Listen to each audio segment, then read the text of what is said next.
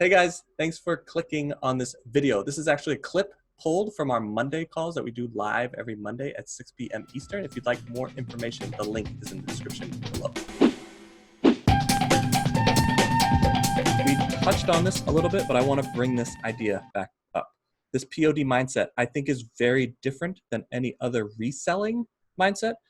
With reselling, if you're doing OA, RA, just flipping things, period, I think you do a lot of validation research up front and then spend the money, then build the listing.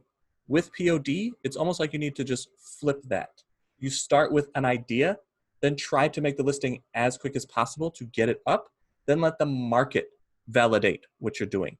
Took me a long time because I've come from reselling so many different things, and the money aspect is something that you really want to spend time on and validate before you go and make any kind of large purchase. The more money that I was going to spend, the more validation I was doing.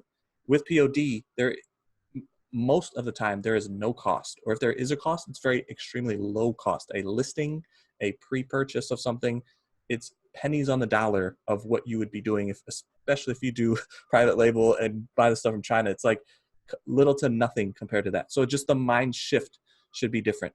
You almost need to think of it like, how many listings can I get up to let the customers tell me what they want? I just need to figure out where they're at and then put things in front of them. That's what we are attempting to help you guys with. But the process of doing, I think, is the most important.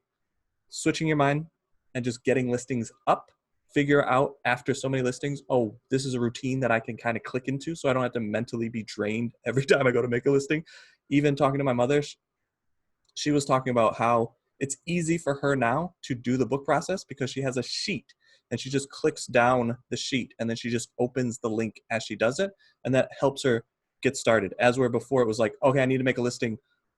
What do I need to do? I forget now. I have to go back and watch videos. It just takes a lot of time to where making the videos. Like we've gotten to a point where it's like, okay, we're comfortable making videos. Now it's just, what is the content?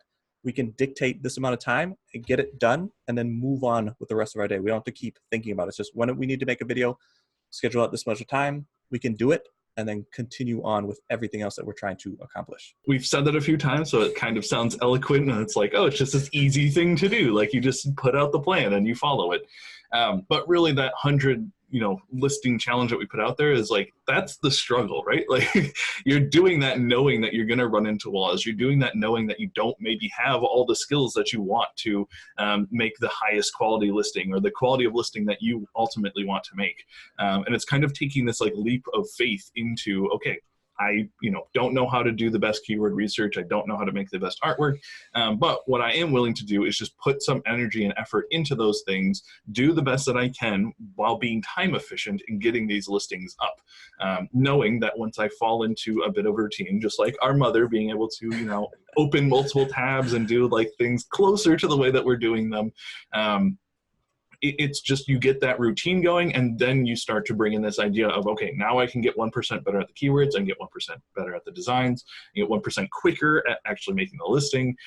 All of those things start to click in place, but it is, you have to take a different approach than different different ways of selling online, because if you're taking those same approaches, you're going to run into a lot of confusion that we ran into at the beginning, where it's like we're spending all of this time trying to like validate these places and make sure that there are customers here and make sure that there's enough income coming in from these areas that we would fit in, and just all these different factors that Stephen was looking at. Meanwhile, I was just like unknowingly throwing stuff out there. I was like, this design's cool, like let's try to put it here, and we were seeing more success from that on that account, because it was just actually taking action and then taking in that data and trying to do the best that we can with it, which is what we call doubling down. Like if you see something work, do that same thing in that same area, maybe put a different twist on it, maybe do it 1% better.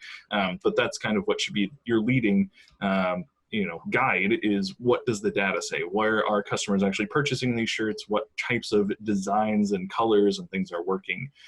And it's just a lot easier to run your business that way, and a lot more fun as well when you can actually see some data coming back from those things. I think that's partially what gets us excited about now looking at other print-on-demand platforms, especially Shopify. There's just so much more data over there. So when we make a sale, we really get to understand that customer.